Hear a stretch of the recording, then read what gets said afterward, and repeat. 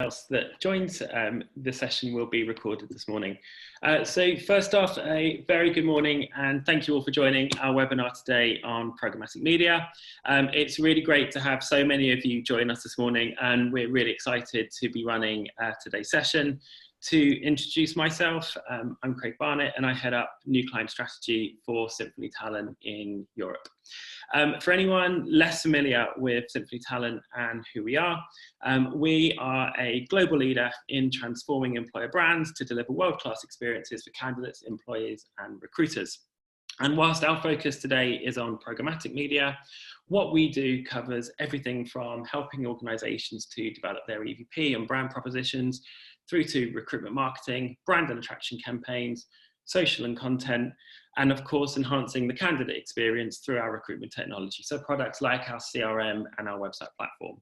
And here are just some of the clients that we are doing that with. So just a couple of housekeeping points for the session today. Our webinar this morning is being run by Chris Lee, campaign strategist here at Simply Talent. And we have ensured there's ample time for sort of asking Q&A throughout the session today. So any questions that you do have, you'll see a Q&A panel at the bottom of the Zoom screen. Please feel free to sort of add those questions to the session as we're going through. And then towards the end of the session today, I'll be facilitating those questions with Chris at the end. So do make sure you kind of keep those coming as we move through the morning. But with that, I'm going to hand over to Chris, who's going to kick off the session, and really hope that everyone enjoys the session this morning on Programmatic. Awesome, thanks Craig. So as Craig said, I'm Chris. I lead the digital team at Simply Talent. So anything where campaigns are going live and external media, programmatic media, which I'll be talking to you guys today about, goes through me and my team. So yeah, very excited to host our very first online webinar for you guys. I want to make this as interactive as possible. So like Craig said, if you've got any questions or comments, just fire them away in the Q&A or the chat box, and we will do our best to get back to you. So today I wanted to talk about, okay, what WTF or WTX, because I had to be kosher, is programmatic. So now when people bounce around the word programmatic, and you're kind of just expected to know kind of what it is and how it kind of works. And I think no one actually really explains the ins and outs of what it actually means, B, how it works, and C, why you guys need to be using it for your recruitment advertising. So I just wanted to start today's session by just explaining what programmatic advertising actually means, and a little bit about how it works. So if I start by actually flipping that on its head slightly and saying what it's actually not, so it's definitely not new, right? So we think back to a kind of a bit of a timeline. The first online banner was actually invented, let's say, conceived in 1994. So you can just, it's quite small, but you can just see it here. It says, have you ever clicked your mouse right here? It was for a advert for the mobile network AT&T. And that had a 57% click-through rate, which now online banners have like a 0.2% click-through rate. So clearly we've had a little bit of banner fatigue over the years, but as I'll talk to you a bit later on, it's not just about banners, but that's kind of where programmatic kind of started out. And I did want to show you a bit of a clip, but I know video doesn't really stream well over Zoom, so I'll just kind of outline. So this is Jeff Bezos from Amazon. So this is an interview of him back in 1997, and he was basically explaining how he was able to collect information and data about shoppers on his website Amazon, and how he was able to use that information to then retarget those people with recommended products, basket recommendations. And he was basically just explaining how that really helped him to increase his conversion levels. And that was back in 1997. So I'd like to know how many of you guys right now can see your return on investment from your media, you know, exactly how many applications it drives, how many hires. You know, if Jeff could do that over 20 years ago, there's absolutely no excuse why we can't be doing that today in recruitment advertising. But it wasn't really until kind of, I'd say, you know, about 2008 when Apple released the first proper mobile enabled device, then the kind of trend for programmatic kind of, exploded. So as you can see here, that this kind of trend line is is how many people have been searching for the term programmatic over time. And as you can see, by kind of, 2018, if not even before, programmatic is everywhere. So it's also not really complex. So some of you might be making like this particular face whenever anyone talks about programmatic, but we just like to think of it as you're buying media in real time to get the right message in front of the right person at the right time. It's all about using as much data on someone that you have as possible. So that might be data that you have from your website pixels or tags. It might be data that we have as an advertising agency or our partners have. But you're harnessing that data to really, to basically bid in real time to show your advert to the right person. So it'll get a bit clearer when I show you how it actually works. So as you see on the right hand side, this is quite a simple diagram about how programmatic works in the broadest sense of the word. So you've got all sorts of information about your prospective buyer, or in our case, your candidate. So their behaviors, interests, demographics, where they live at the moment. All of that information is stored on the browser, from the browsing histories, or from the IP address data. And we collate all of that information, and we use our platform, Media Cloud, which again I'll come on to a bit later on, to basically use that data to bid against other agencies and other companies to show our advert. And it is as simple as that. So as soon as any web page loads, as soon as the page starts to load, this bidding process happens between different agencies, different companies, and whoever bids the most money shows their advert. So in this example, and it will make more sense in a moment about why I'm talking about dogs. It's not only because I'm desperate for a dog, which is true, especially in quarantine. I'm going a little bit crazy. But so say if we take a dog shelter or an animal shelter as an example, again, it might seem odd at first, but if we know about potential adoptees, so we know the behaviors, we know roughly the ages, if they've maybe just started a family, or if they're more introverted and like to stay indoors. We know a lot about people already. So then we can start to identify, okay, which of these people will be interested in adopting a dog. And we know that, and we know exactly who will be key to target. So we'll be willing to pay a bit more to show our advert to them. So for example, in this case, so say there was, 5 of the different companies were bidding on a big advertising space at the top of a dog's news blog, let's say. There's a big advertising space at the top of that website. As soon as that website loads, different bids come in to show the advert in that space. But because we've got all the information, we know, yeah, this person is going to be an ideal candidate to show our advert. So we'll bid it a bit more and we'll show our advert. So, and to kind of encapsulate all of that, I really like this quote from Howard Gossage, who's probably one of the founding fathers of advertising. He's like, nobody reads ads. People read what interests them, and sometimes it's an ad.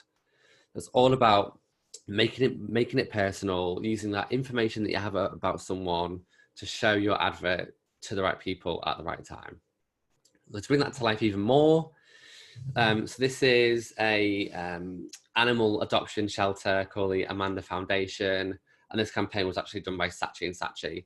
But again, it just brings to life a little bit about what I've just spoken about. So they matched animal traits with human traits. So for example, if you just got married, maybe you've got young children, you're quite energetic. Again, we know all of that information from your browsing history or your interests, what you've liked on Facebook.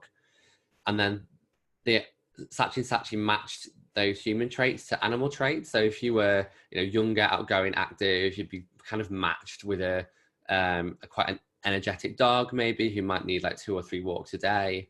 Again, on the flip side, if you were more introvert, you were like an avid reader, or you were a kind of gamer that was indoors most of the time, then they matched those traits to maybe more of a cat, or kind of a more quieter animal that will be suited to indoor life. And they basically, again, use the power of programmatic, use that data to bid to show the right adverts to the right people at the right time. So for example, again, if that same dog blog was like loading up, if we knew that the person who was about to view that page was young, they've just had children, they're quite energetic, then we would show them a advert for an active dog. So, like this dog here, she's called Mandy. I love a good run just like you. So again, it's tailored to that person. If maybe they were still interested in dogs, but from the browsing history, we know that they're a little bit more introverted. They love watching movies. They want to stay at home and Netflix and chill. Then we know that, so we can show them a different set of creatives. So this dog here, Liam, how cute is he? I love popcorn and movie night just like you. So again, it's just using the power of data and the real-time bidding model to show your advert in front of the right people at the right time. And it's not just banners. So now it's easiest to kind of explain programmatic in terms of online banners, but that technology, that real-time bidding using data has now been implemented across most kind of media channels. So you've got audio, you've got out of home, so the big digital billboards, YouTube and video adverts, experiential and search adverts. So there's so many different channels that we can now harness using the power of programmatic. And one really important one here, again, especially for you guys, is job posting. So instead of just posting a job on a job board and kind of hoping for the best, again, we can use the power of programmatic, use that data about the person to bid money to show our job postings in front of the right people at the right time. And again, I'll come on to talk about each of these channels in a little bit more detail later on, and exactly what technology you can use to help with the whole bidding process. So, because I'm not expecting you guys to sit there and do it yourselves. So kind of roughly explain what that is. Again, if that's not clear, shout out on the Q&As. I know we're going to have a proper time for Q&A afterwards. But if that's not clear, just let me know and I can go over some details. So we've kind of covered, okay, what is programmatic? So it's in using data to buy media space in real time. You're like, okay, well, so what? Why is this relevant for me in recruitment? So I wanted to bring to life the two age-old kind of candidate personas that people are so used to talking about in our industry, active and passive, right? So you've got Usain Bolt. Usain is an active candidate. We like Usain because it makes our job a little bit easier, right? So he's actively looking for a new role. With COVID, maybe he's not running anymore. He needs to search for a job. He's actively searching for that job. So he might start his search on Google. He might see the Google for Jobs module pop up. He might see a Google advert. Again, that they're also on a programmatic basis. He might even see a job advert on the likes of Indeed or kind of another aggregator. And these are all channels that are just using the information that they know about him at that time to show him that relevant advert at the right time. So he kind of goes onto Google, searches for a job. He's like, okay, cool, finds a company that he's interested in. And he might go check them out on LinkedIn or check them out on Glassdoor. And all of this is just giving us more and more information, or also known as cookies, that we can harness. All of this time, we're mining this information, this data. So we kind of know, we build up a picture about his browsing habits, his online behaviors, roles he's interested in.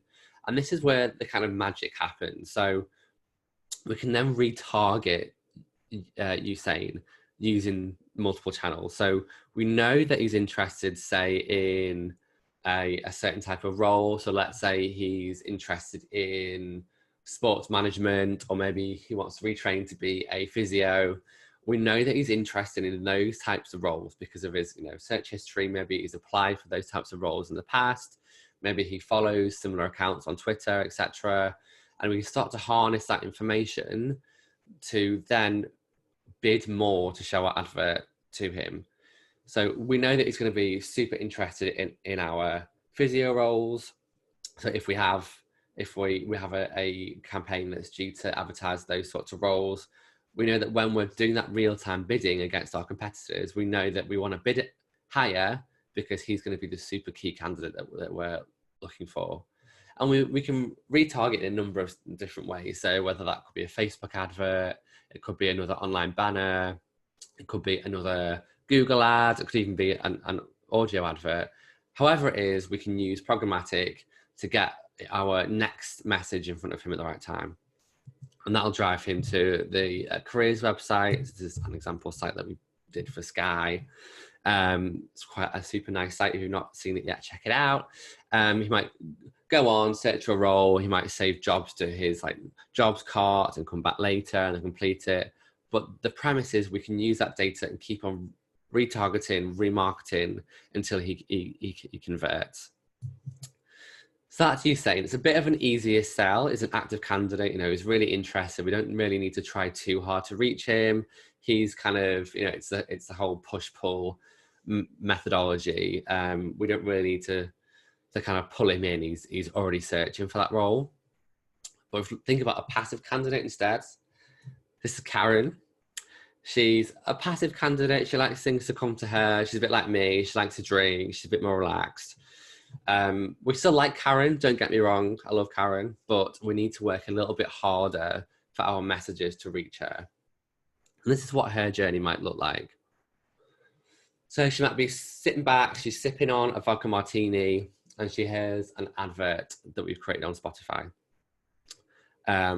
So she kind of, she's listening to a Friday night, Feel Good Friday playlist, and she hears this advert.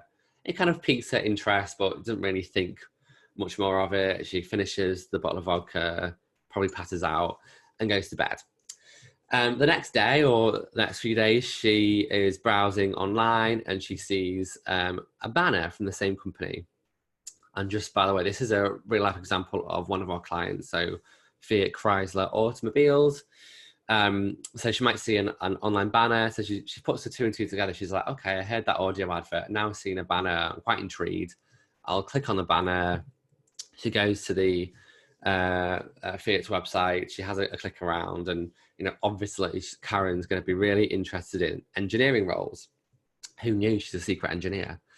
So she's browsing around. She's clicking on engineering jobs, and again, we're harnessing all of that information about her. We know where she is, what types of roles she's interested in.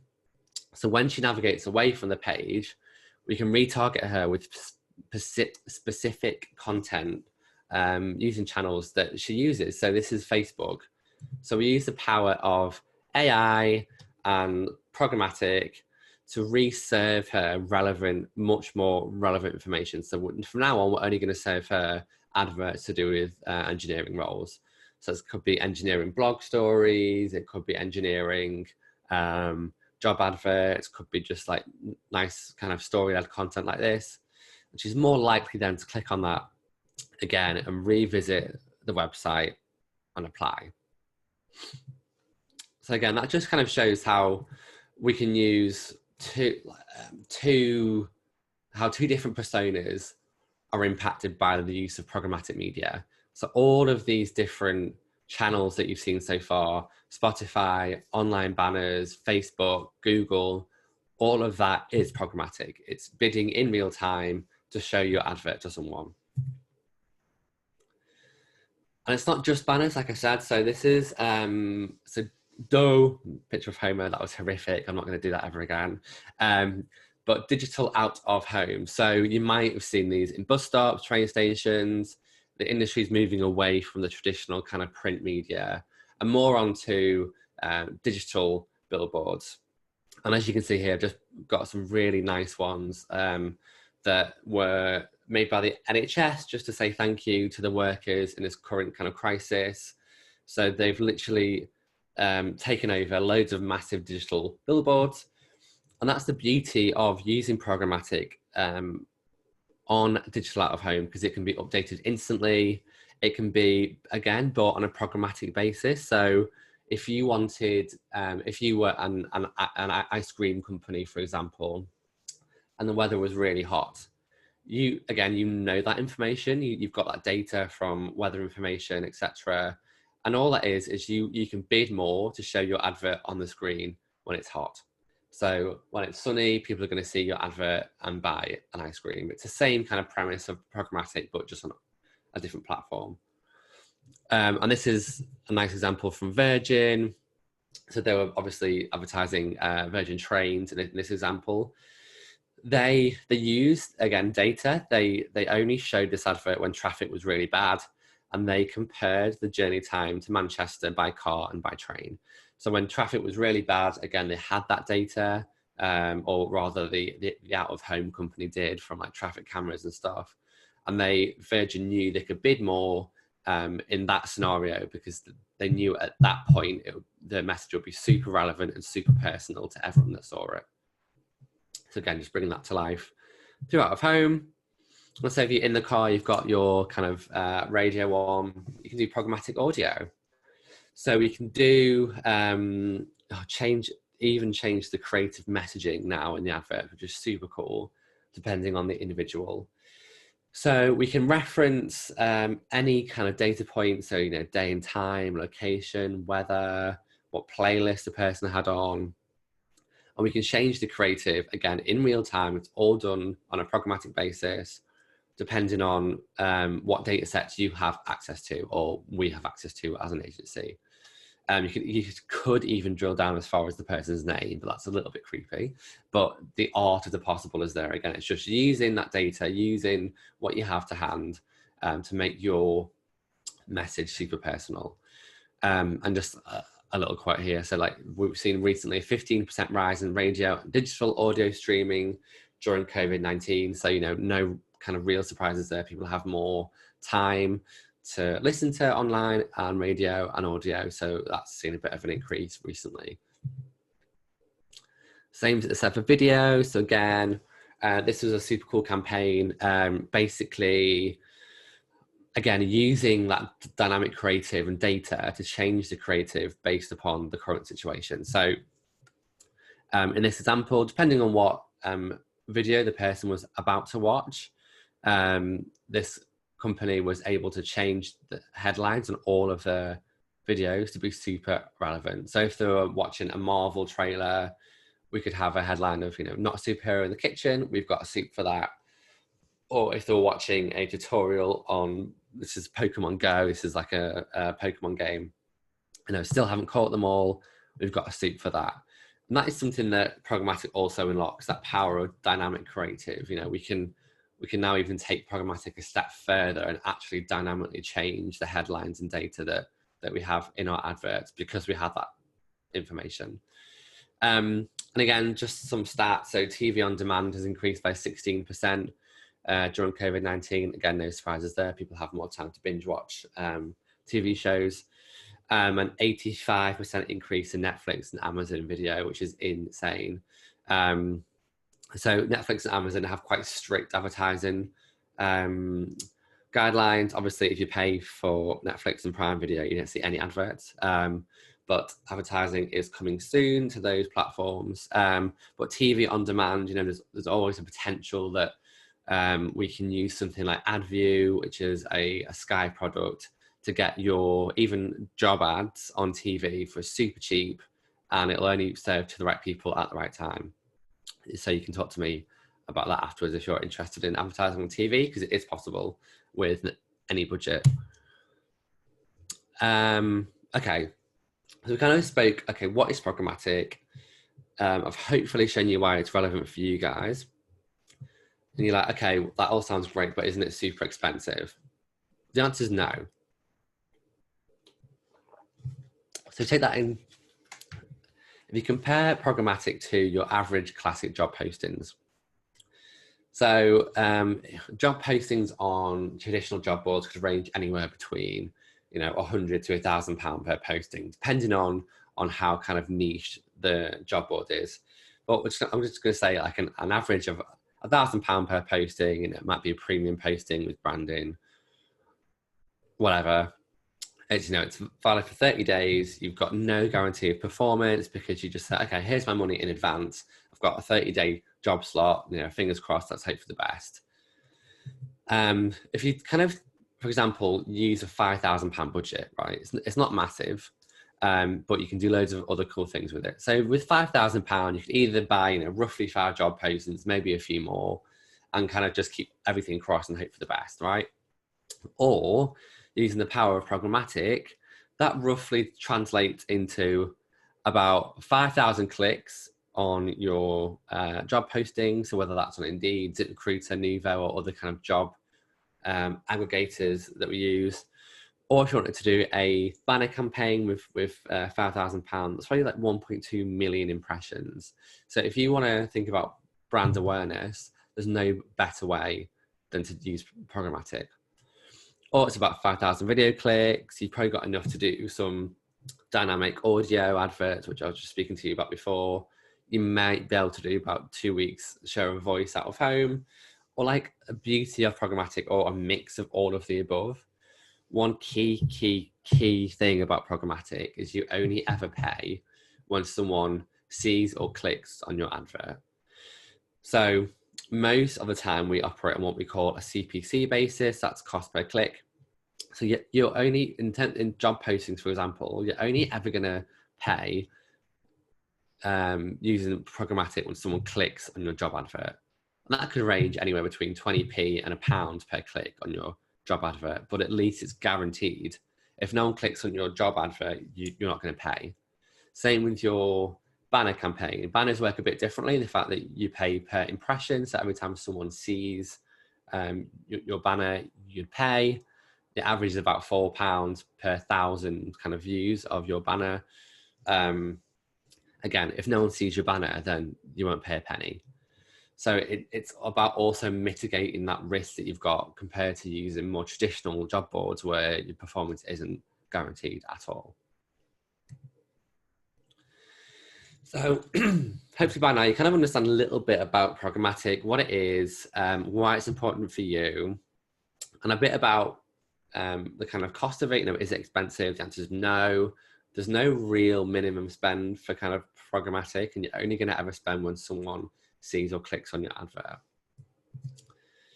Are you like, oh my God, this sounds great. Okay, but how do I go about this? Where do I even start?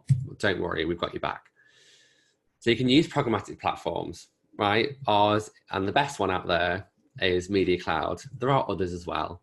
But Media Cloud is basically our proprietary kind of product. It sits between your ATS and careers website, and it basically can scrape all the roles off your ATS. There's no complex integrations. It can just scrape automatically. It takes about 2 weeks to get fully set up. And then we can launch and create campaigns in a few clicks. So you can literally go on and say, right, I want to hire more warehouse staff or retail roles in London. I've got a £1,000 budget, and you can click go. And the platform will do everything else. It will pick the right channels. It will weight your budget towards the channels that are performing best. We can also track through to hire using Media Cloud where possible. So again, it's using all of that data, that information. It knows where our applications and hires are coming from. So it knows to upweight the budget on those channels and to use those channels more. And all of this is obviously overseen by myself and my team. So you're in good hands. I won't kind of dwell on Media Cloud because this isn't really a Media Cloud demo. That could be one of our future webinars, so keep your eyes peeled. But if you are interested in Media Cloud and what it offers, you can go to media-cloud.co.uk. That's media-cloud.co.uk. Find out more information about that. And one of the other key things about programmatic is tracking. So because it is on a cost per click or cost per impression basis, the tracking needs to be absolutely watertight, because the media want to charge us as an agency for getting the clicks and getting the results that we wanted. So everything has to be tracked properly, otherwise no one gets paid. So we started to build this more in-depth dashboards at the moment for our clients, which not only brings in data from the likes of Media Cloud, but also across the whole estate. So you've got things like Google Analytics, so all the website data and information.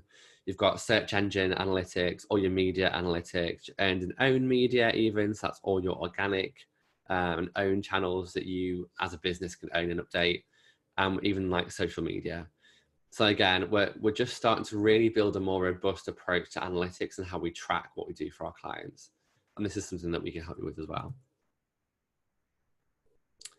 And we've got quite a lot of new clients using it. So Amazon being the latest, so Sky Mars, Hilton, and other kind of big companies. They've seen a reduction in cost per head by about 80% in certain cases, 300% increase in applications, 87% reduction in time to hire. And that's all because, again, using the power of programmatic, we're only serving our adverts to the right people. So the right people are going to check out and apply faster. It's going to be cheaper because we're not, spray and pray. We're not spending loads of money on channels that we know are not working. We know where our return's coming from. And there's more applications simply because we can invest more budget in the channels that are working. And I wanted to include a little bit about COVID-19 because obviously it's going to be a hot topic at the moment. I hope you are all keeping safe at the moment, of course. And I wanted to just kind of address the current situation in the context of programmatic and what it means. So traditional media buying throughout March dropped by 45%, right? Huge. But programmatic remained the same. That was a research done by Kantar World Panel. So programmatic media hasn't seen any drop in investment because, again, it's just a much more efficient way of using your advertising to only reach the right people. So why would you want to reduce something that is working for you? I like to think of kind of what's happening in the world at the moment in terms of these 3 C's. So you've got context. So the impact of COVID-19 is going to be impacting everyone differently. So even within your organization, if you're a global organization, your teams in China, Italy, and America will have 3 completely different worldviews right now. They're going to, have to have different messaging, different creative. So the local team should really have that flexibility to dial up and down different messages depending on what's currently happening with that. And programmatic advertising allows for that. So you can update your campaigns instantly. You can launch campaigns, pause campaigns, stop campaigns instantly. And you can update that creative instantly as well. So there's no kind of waiting around for someone to kind of, okay, yeah, I'll swap that over. Or even like out of home, like billboards, you don't need to wait for someone to come and paste up the big, changing kind of creative. All of that can be done automatic and via a platform such as mCloud. Constantly reassess. So obviously you need to keep on reassessing what's going to be relevant to your audience, and you obviously want to be sensitive to the current situation as well. So you can, again, like I said before, you can pause, increase, decrease, and stop spend instantly. So you can be more agile into what's happening without committing to large media spends. So you've got to really kind of protect your cash flow right now. And then the third one is contribute. So regardless of if you're running any campaigns at the moment or if you've got any media spend, you all should have at least owned channels. So whether that could be your own careers website, it could be your own social channels, you all have a platform and can use that for the greater good. So it could be literally as simple as having a small banner on the top of your careers website that directs people to the local government website for advice and guidance. But it's just about being responsible. We're all kind of in this together, and even if it's not going to be beneficial for your business necessarily, you need to be seen to be doing the right thing. So it's all about helping people, giving advice where you can. I'm really thinking about, I hate this term, cringe, but pivot. How can you change your business to support what's happening in the world right now? And that doesn't have to be massive changes. Like I said, it could be putting a little banner on your website. It could be doing a few blog stories from your employees about how they're coping with the current situation. So just sort of think about how you can do things a bit differently during this time. So some do's and don'ts. So do not stop advertising altogether and freeze your advertising. Change messaging if you need to, but silence may be damaging to your brand, right? People who know your brand will expect to hear from you. If you're just going to stay silent and out of it, then that's really not going to do your brand any favors. So invest in more programmatic media than traditional media. It's more flexible and agile, and it limits the risk to your cash flow. Do contribute where possible, maintain communication with candidates and the wider world. So, don't forget, it's not just about communicating to prospective candidates across the web. It's about, okay, what candidates have you got in your pipeline right now? What candidates have applied and maybe not heard from you? What candidates might be in the process? Have you communicated with them? If not, you need to. Don't stop or slow any internal progression or appraisals. At this moment in time, your employees need to know that you have their backs as well. So don't move one-to-ones, don't move progression meetings. You need to keep on having those conversations to really make your employees know that the support is being developed throughout this current pandemic. And lastly, do plan ahead. So one thing that we know for certain is this will eventually pass. So how are you prepared for the future? Right, you need to start planning ahead now, because otherwise you're going to be like leapfrogged by your competition. Think about, what can you do within this maybe bit of downtime to help you be in the best position when it's over? So is that strengthening your tech stack? Is it looking at platforms like Media Cloud, or is it updating your careers website? Is it time for a brand refresh? Really just think about what you can do at the moment to be in the best position when this is over.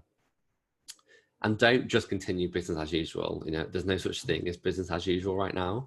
There will be something you can change, offer, or plan.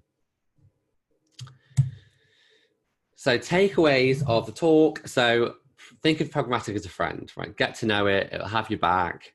It's not scary. Come and talk to me about it if you're still unsure. Again, we'll have about 15 minutes for Q&A in just a second. But it's not complex. And if you've got a platform that can help you, then it's super easy peasy, and it's the best way to invest your money because it's cheaper. Programmatic is cheaper than traditional advertising, because it is. It's a fact. And the three, carry on advertising and communicating throughout COVID-19 is really important. And invest in platforms such as Media Cloud to enable the most out of Programmatic. So as well, just worth mentioning quickly, at the moment, for clients that are wanting to use Programmatic to hire key workers, we're waiving all our platform fees on Media Cloud during this period. So if you're hiring any form of key worker, whether that's delivery drivers, food, retail stores, healthcare, obviously, come and talk to us. We can help you, and there'll be no kind of platform fees for using Media Cloud. So that is the end of my section of the webinar. So super excited to hear your questions and comments. I'm not sure, Craig, if we've had any come in so far. We do. We've had a few come in, but do please keep them coming into the chats. If there is any more that you have, put them in, and I'll make sure we get those answered as we go through. But one of the first ones that has come in, how do I know what channels to use when advertising my jobs? Yeah, so that's kind of the $1 million question, and that is why Programmatic is so useful, because you're not tied into any long-term contractual spend with anyone. So if you use something like Media Cloud, all the contracts sit with us as an agency, so you're free to invest, even as low as £500 to £1,000 in the platform, and it will help find the right channel, because it has that end-to-end tracking, so it knows when people apply, it knows when people get hired, and it will invest more in that channel. And that's kind of how you start to see once you start to see your return on investment, that's when you know what channel's working best for you. And when clients work with us, we don't just throw them into the platform. Me and my team, through our years and years of experience, will kind of know what channels to use as a kind of baseline. But then the beauty of Programmatic is to let it do its thing, and to optimize as best as it can using data and analytics. Cool. Another one that is in here, is everything that you guys do with Media Cloud GDPR compliant? Yes. So any data that's transferred between the systems is non-personally identifiable. So even when someone applies for a job, the only bit of information we receive is a long kind of string of numbers, and that can't be tied back to an individual on our end. It's only when the systems talk to each other on the client side that we can then tell them, okay, which applications came from what source. So there's no kind of data breaches even possible with using this, and all the suppliers that we work with as well. So the likes of the job aggregators in Google or programmatic banner suppliers, they're all GDPR compliant as well. Cool. Next one in, how can Programmatic enhance our D&I agenda? Oh, interesting question. So there's no silver bullet for your D&I agenda right now. If you're hoping, I would say, yeah, Programmatic can solve all of that problem. It's just not right, because you're not going to be able to launch a banner with different ethnic minorities shown on it, and that's going to solve your problem. I think Programmatic can definitely play a role in context of a much larger, longer strategy. I think with D&I, you need to do a whole host of things. You need to first of all look internally and see, okay, what processes have I got right now, and how maybe is bias entering those different processes.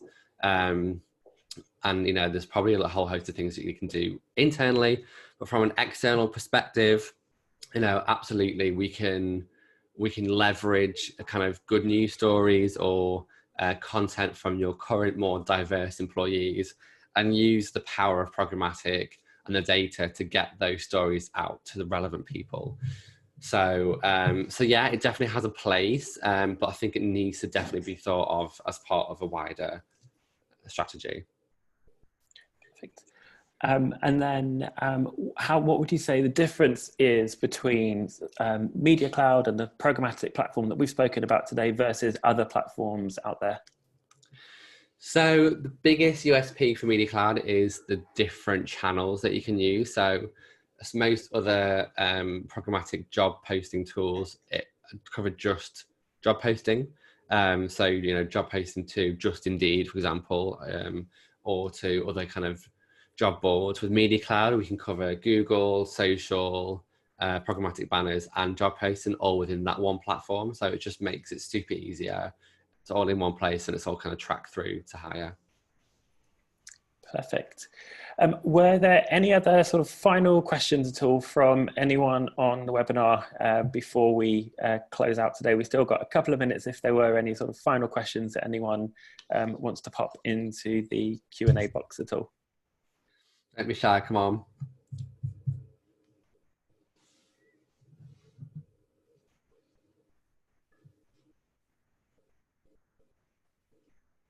Okay, perfect.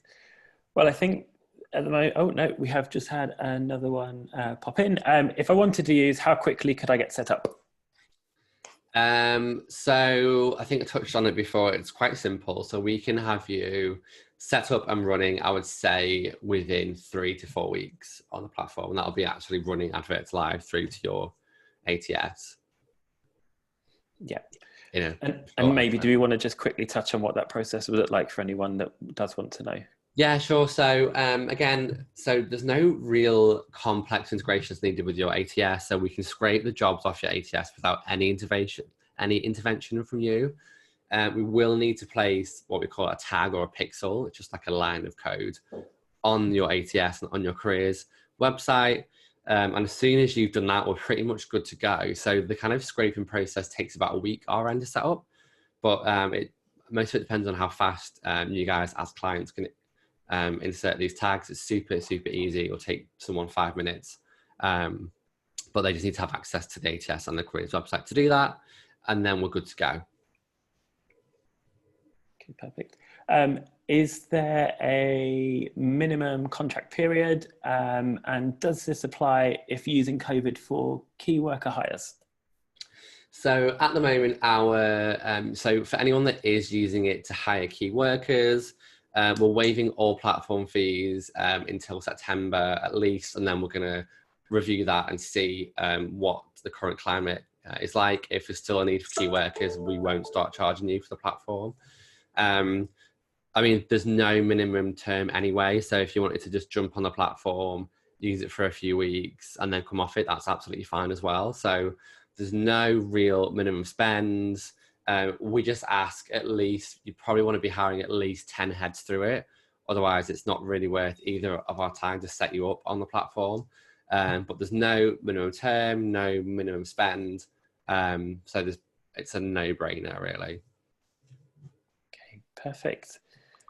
I think that covers the questions that we have in the platform today. So with that, really want to sort of thank everyone for attending the session today. We hope you found the session interesting, useful, and have come away with some tips to sort of take back into your roles. Over the coming weeks, we're going to be continuing to sort of run our webinar series on a number of different topics, so do look out for those. If you have any questions from today's session, please do feel free to reach out to Chris and myself. You'll also receive through a copy of the recording of today's session and a couple of links with some useful documents after the session today. So once again, thanks very much for joining. Thank you for your time, and hope you're all staying safe and well. All right, take care. Awesome, thanks guys, bye-bye. Bye-bye.